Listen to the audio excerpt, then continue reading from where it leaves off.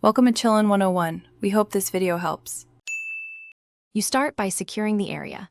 Turn off power to the cabinet light and outlet and verify with a tester. While one hand supports the front, empty the cabinet and place items in labeled bins so nothing gets lost.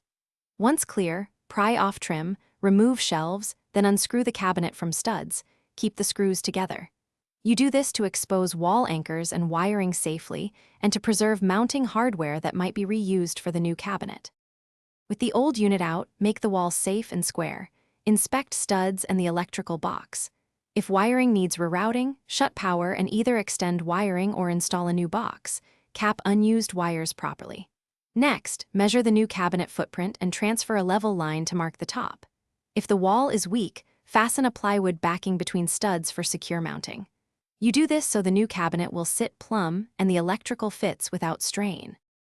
You mount the new cabinet by lifting it onto a temporary cleat or aligning it with the marked studs, then insert mounting screws and shims until it is plumb and square. Once secured, reconnect the light and outlet, restore power, and test all functions and door alignment. Finish with silicone caulk around the edges and replace shelves and contents. If the cabinet feels loose, recheck anchors and swap to toggle bolts or longer screws. That single fix usually solves wobble or sag. Thanks for watching. Consider subscribing if we helped you.